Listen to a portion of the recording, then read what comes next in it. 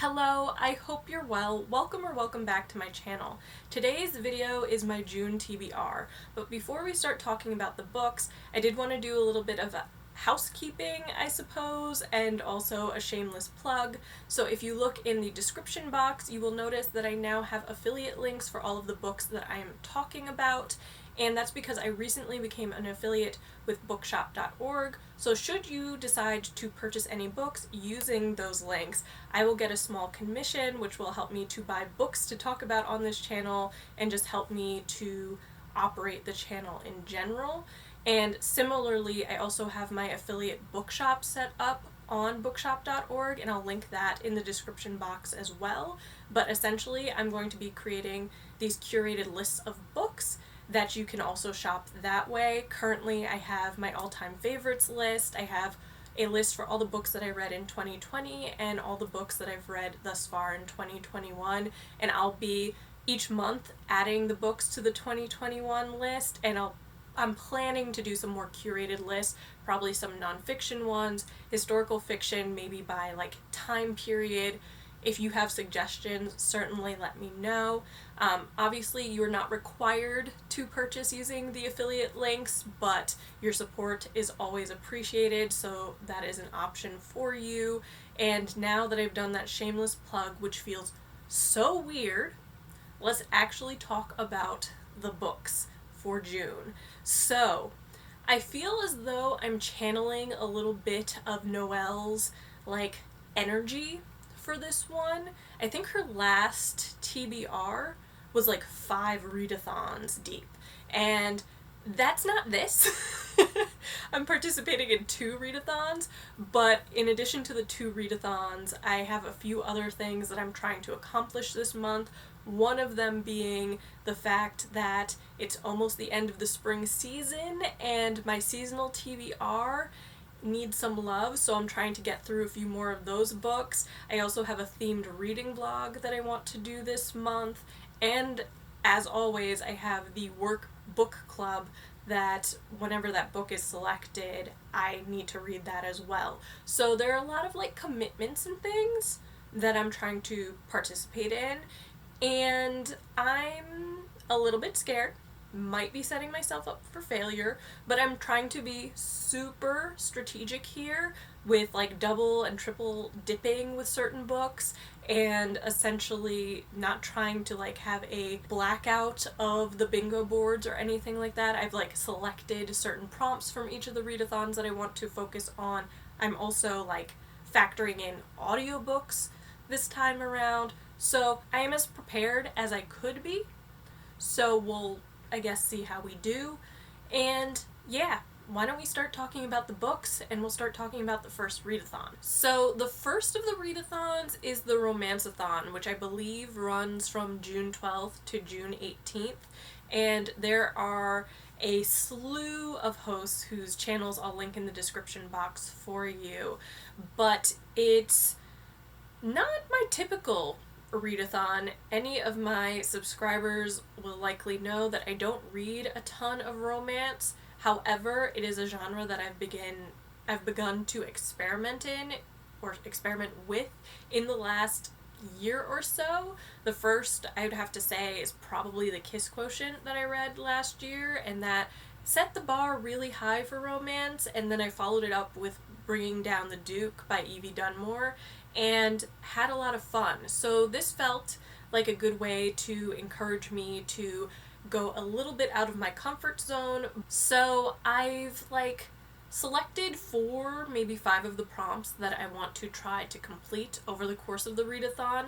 My goal isn't necessarily to read 5 books over the course of 5 days, but I would like to try to get to as many of them as possible, and if I have to finish some of them over the course of June, that's fine. But I am trying to use the audiobook format to get through as many of them as humanly possible here. We'll see if that works. I don't know.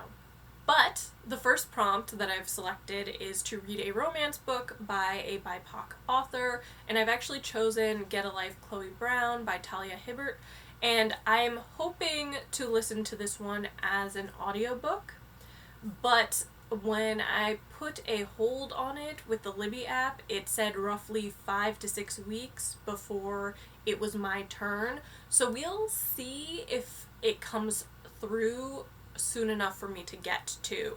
I feel as though I'm very, very late to the party on this one because obviously the trilogy has been published and this book has been all over BookTube and Bookstagram.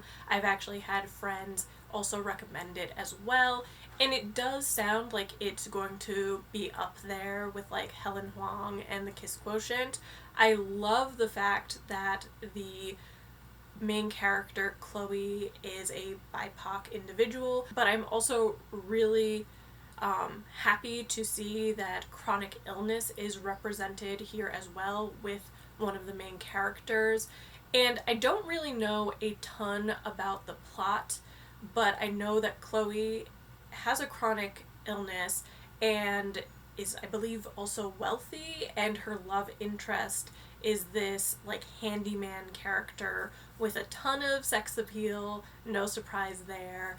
But yeah, so I would like to listen to this month if it comes through. If not, I will probably move it over to July because I do actually really, really want to get to this very soon. And then the next prompt is to read a book from the backlist of one of your favorite romance authors. Now, because I don't read a ton of romance, as it's classified as romance, I don't really have a favorite author of the genre per se, or a author who has like an extensive backlist to tap into. So I may be kind of taking some liberties here. Let's put it that way. But the book that I've chosen for this one is Voyager by Diana Gabaldon, which was on my May TBR, but I just did not get around to it. I'm including this as romance because when you look on the Libby app and you go to look at romance books, all of the Outlander series is there. So yeah, this is book 3 in the series. As some of you might know, I'm trying to read the entire series, which is, what, 8 or 9 books at this point this year. And this book picks up where book 2 ended. Claire knows that Jamie is alive and has to make some choices when it comes to Jamie and their daughter Brianna. So we'll see. It is a really, really big book, which is part of why I didn't get to it in May, because I was reading another really, really big book at the same time, so it just didn't pan out. But yeah, we'll be reading this one. The next prompt is to read a romance book by a new-to-you author. And as I just mentioned, I don't really know that many romance authors, so basically everyone is a new-to-me author. But the book that I chose for it is A Lady's Formula for Love by Elizabeth Everett. And this is a book that I think was featured in a haul earlier this year when I should not have been hauling books, but it happens. But this was definitely inspired by my need to fill the void that Evie Dunmore has left. So I've read 2 of her books, League of Extraordinary I don't know. Whatever it is. I've read Evie Dunmore's 2 books, and the next one in the series doesn't come out until, I want to say, 2022. So I have a lot of time to kill, and am trying to find romance authors that will give me the same feels that her books did. So that was the inspiration behind this one. It is set in the Victorian era, like Evie Dunmore's books, and seems to focus on these very independent-minded women. So the main character is a female scientist, and she's part of a secret society of female scientists in the Victorian era, and she's doing something for the crown. Like, she's on some mission, and the love interest is her, like, protection officer. I don't really know much more than that, but it sounded cute and fun, and I'm here for it. This is also one of the books that I am hoping to include in my themed reading vlog, so I'll keep you posted on that one. The next prompt is to read a romance book with a hate to love trope featured, and so I chose A Lady's Guide to Mischief and Mayhem by Amanda Collins, and this was actually a book that I think I got for either my Christmas or birthday, again to fill that void that Evie Dunmore has left, and is another book that I want to feature in the reading vlog itself. It is another book set in the Victorian era, but the main character is a journalist, and she's been covering, like, hard crime, I suppose, and it's not considered exactly ladylike, and she seems to have a hate-to-love thing with a detective who thinks that she's interfering with his investigations. When I read the synopsis of this book, it gave me Phryne Fisher and Jack Robinson vibes from Miss Fisher's Murder Mysteries, the TV series, and I'm here for that, because with that TV show, I was basically screaming at the screen for them to just bone each other already, and if that wasn't an option, just at least kiss. The, like, sexual tension is amazing, but so I'm kind of hoping that I will get a little bit of Evie Dunmore flavor here and a little bit of Phryne and Jack, like, sexual tension going on. I will report back though, but yeah, this is a book that I've had kind of sitting on my physical TBR since the beginning of the year, and I would like to get around to it. And for the last of the Romanceathon prompts that I'm trying to complete, I chose a romance book with a cover that is beautiful, and I selected Mr. Malcolm's List by Suzanne Allen, and this is one of the books that I'm planning to listen to as an audiobook. I just really liked the colors of it, to be quite honest, and it is such a, like, stereotypical, like, historical romance cover. As you can see, all of them love those poppy colors and kind of these almost anonymous figures or silhouettes on the cover. It's a trend, I guess. I don't know much about the genre, but I know that basically every book that I looked at has a very similar cover. I will say that this book is a little bit gimmicky. I'm just gonna go out on a limb and say that it is set during the Regency era, so slightly different, but the synopsis starts with It is a truth universally acknowledged that an arrogant bachelor insistent on a wife who meets the strictest of requirements deserves his comeuppance. So, the number of books, the number of English essays that start using that line or a version of that line from Jane Austen is probably innumerable at this point. So it is a little gimmicky, especially since it is set during the Regency era, but whatever, we're here to have a good time. I'm not looking for, like, historical accuracy or anything here. I just want steam, really all I'm asking for, and characters that I like, potentially, because I find it very hard to like a romance story if you don't like both of the characters. But in this one, it seems that the Mr. Malcolm has, like, this laundry list of qualifications that he is looking for in a wife, and the love interest of Mr. Malcolm is this girl who is very reluctant to be part of her friend's, like, revenge plot against Mr. Malcolm, who basically told her friend that she doesn't meet his qualifications. And so Selena is her name, obviously falls for him in some capacity, but it seems like she comes up with a list of her own, potentially, for her own match. So it seems like this is also going to be a, like, hate to love type plot as well. I'm intrigued. We're gonna see where it takes us. So this is the third book that I'm trying to include in that reading vlog. So I have 2 Victorian historical romances and 1 Regency romance. So that's that.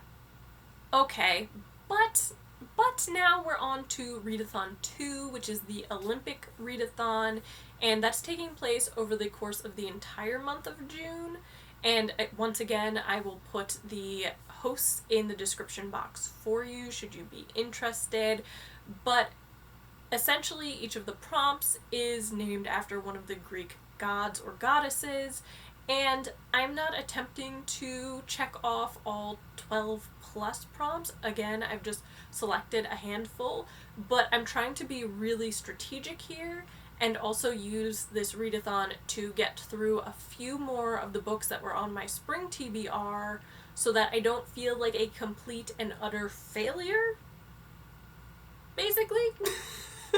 So we'll see how we do, I guess. But yeah, that's the plan here, okay? So for the first prompt, which is Poseidon, very aptly you're supposed to read a book with water, and I've chosen Voyager by Diana Gabaldon, so I'm trying to get to this book by including it in both readathons.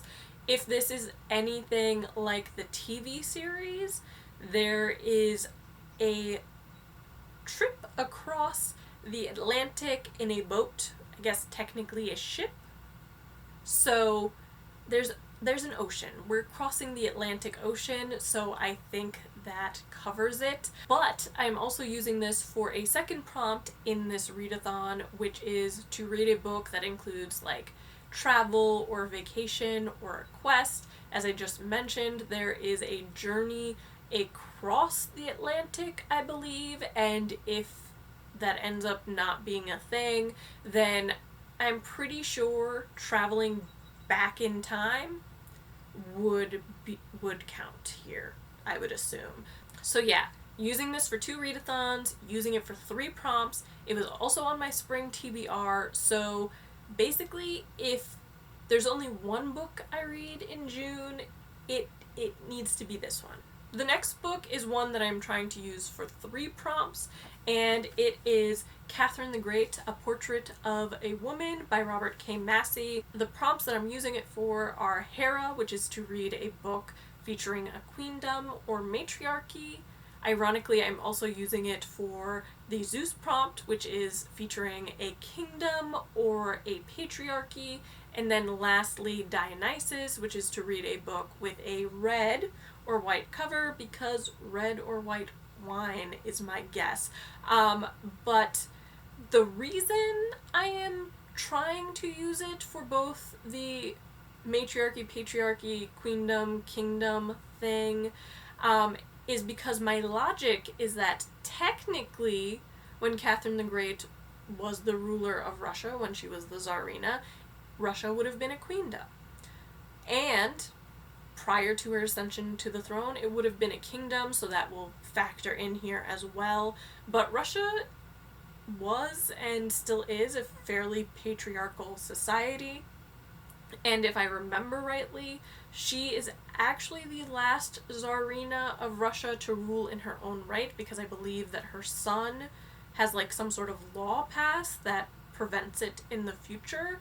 And she is a woman in a man's role and would have dealt with a lot of this sort of sexism and pushback because she was a woman. So that's kind of my logic there. She is one of my historical girl crushes, and I've heard really, really good things about this particular biography, so I do want to get to it. This is also one of the books that, like, again, if I read nothing else this month, it has to be this one, because it was on my winter TBR and I didn't get to it, and it's on my spring TBR and I am cutting it very, very close. It's a slightly intimidating book in size for a biography. It's roughly 600 pages long, which is why I think I keep kind of putting it off as much as I'm like intrigued by it. But yeah, I'm going to try to read it as a physical copy, but I do believe there's also an audiobook version of that as well, so maybe I'll kind of do a half and half thing. We'll see. And the last prompt for this readathon is Aphrodite, or at least the last one that I'm attempting to complete, and that is to read a book with a beautiful cover, which is obviously very subjective, but I selected a book that I very recently added to my TBR, and that is Cassandra Speaks, When Women Are Storytellers, The Human Story Changes by Elizabeth Lesser. And I've bought several books with this almost exact pink color and the yellow as well, but there's something about the flowers and the classical statue figure here that just speaks to me on some levels. But this is a nonfiction book, and it is one that I don't have a complete grasp of what it is about. Essentially, it's looking at what would happen if women were the ones telling our stories throughout history, like our origin stories or our religious parables or our hero myths. Like, what would happen if they were the individuals who spoke up and were the voices behind those stories. I think potentially, in addition to looking at sort of classical examples of this, it might be looking at more contemporary things, like if women directed movies, or at least that's kind of what the synopsis made me think. Again, I'm not entirely sure, but this just has the feminist vibe that I am totally here for. It does seem that as much as it is a cultural history or cultural analysis in some way, that is going to be part memoir as well, which is interesting to me. I have another book on sort of classical figures that is very much in the same vein. But yeah, this book has a stunning cover. It's one that I recently added to my TBR, and to be honest, when I was looking back at the books that I've read this quarter, I haven't read much, if any, nonfiction yet, so I did want to inject a little more nonfiction into my diet for this month. And then the last book that I'm trying to get to that has nothing to do with a readathon is Mrs. Dalloway by Virginia Woolf, which again, this was a book that was on my Spring TBR, and I just haven't gotten around to it, despite the fact that it is pretty slender. I know the main character is Clarissa. I know that it kind of follows her over the course of a day. I know that it is written in stream of consciousness, which, to be honest, I think is why I've never attempted to read it at this point, because I can never remember if I like stream of consciousness or not, but I read Atonement and got along just fine with it. So I would like to get to this as well. It is a modern classic, and again, I really haven't read all that many classic books this quarter, or maybe even last quarter. I would have to check. So this is part of me trying to get some more books off my Spring TBR, and part of me just trying to inject a little bit more flavor into my reading diet for this month. But yeah, those are the books that I am trying to read in June. There's quite a fair number of them, and there are a couple of big ones in there as well, but I am hoping that as long as I listen to a few of these as audiobooks, that I am able to make it through the lion's share of them this month. We'll see. We never know. But I don't think you guys mind if I don't get to every book on my TBR. I'm just really competitive, like filming TBRs, and actually enjoy putting them together. So yeah. Anywho, I hope you enjoyed this video, and if you did, please be sure to give it a thumbs up, comment, and subscribe, and as always, thank you so much for watching. I will see you next time. Bye!